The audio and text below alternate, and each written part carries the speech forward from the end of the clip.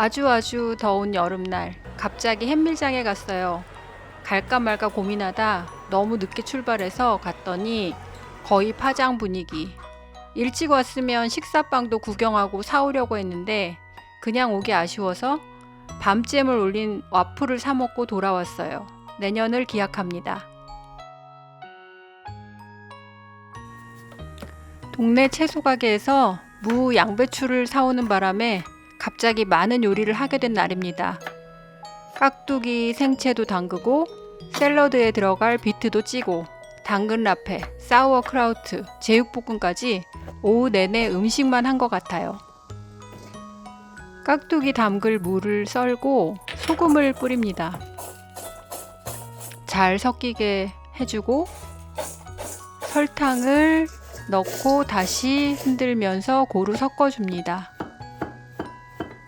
깍두기 무가 절여지는 동안 무채를 썹니다.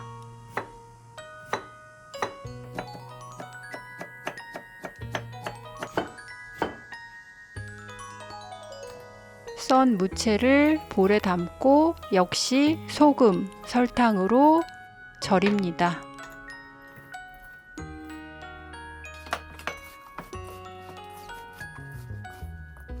이대로 3-40분 절이면 될 것 같아요. 이번에는 깍두기에 넣을 찹쌀풀을 만들어요. 적은 양을 만들 때는 전자레인지를 활용하면 편리합니다.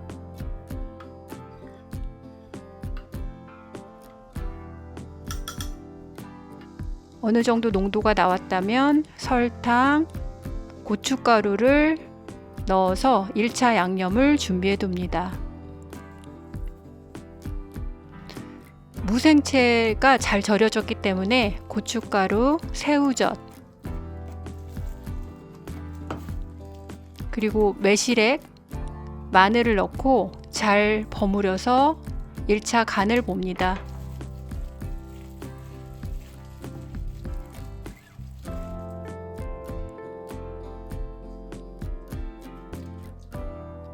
간을 보니까 조금 짜서 무채를 조금 더 추가한 다음에 다시 버무려 줬습니다. 무생채 완성입니다.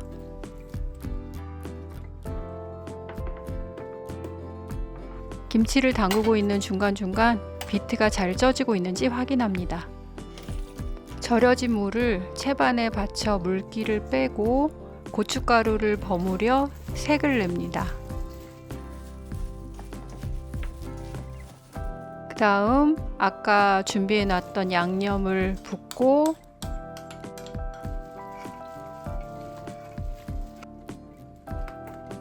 매실액, 멸치액젓, 새우젓, 마늘, 생강, 그리고 사과즙까지 넣어서 버무린 다음 깍두기를 완성합니다.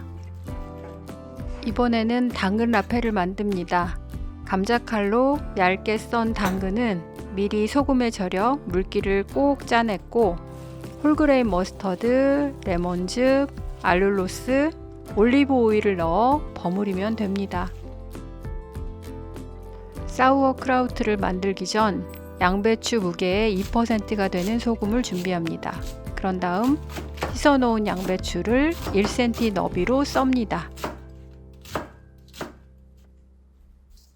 썰어놓은 양배추에 아까 계량해 놓은 소금을 넣고 바락바락 열심히 치대줍니다. 그 사이 비트가 잘 쪄져서 반찬통에 옮겨 담습니다. 아직 양배추가 충분히 절여지지 않아서 흐물흐물해질 때까지 계속 치대고 있어요. 완전히 절여지면 누름 속뚜껑에 있는 피클 보관 용기에 넣는데 이때 월계수 잎이나 통후추를 함께 넣어주기도 합니다. 이제 제육볶음을 만들기 시작합니다. 앞다리살을 볼에 넣고 후추, 간장, 고추장, 마늘, 생강, 설탕, 올리고당을 넣어서 버무리며 양념합니다. 그리고 양념에 재워둔 고기를 볶을 때 양파와 파를 추가해주면 됩니다.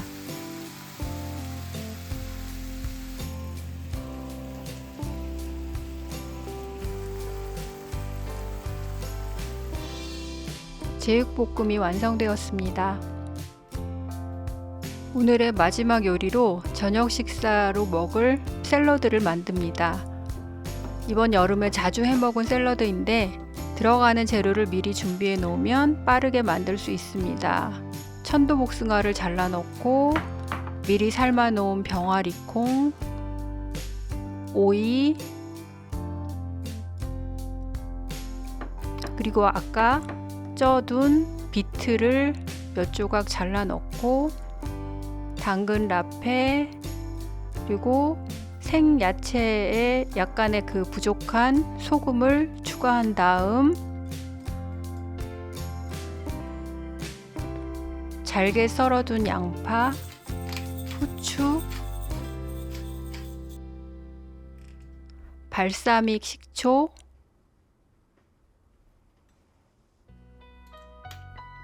올리브 오일을 넣고 잘 섞어줍니다.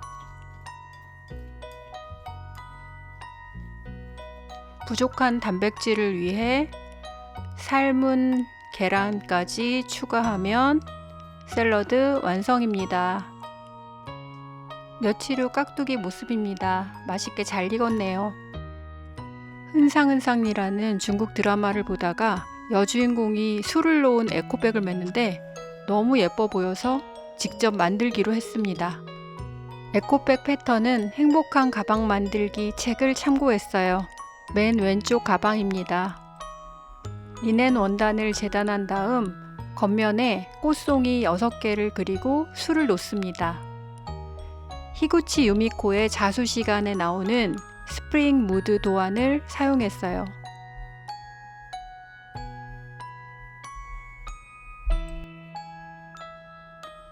자수책에 필요한 실과 자수 방법이 잘 안내되어 있기 때문에 자수를 놓는데 큰 어려움은 없습니다. 덤으로 무념무상, 마음까지 다스릴 수 있습니다. 완성된 꽃송이를 보면 정말 뿌듯해요.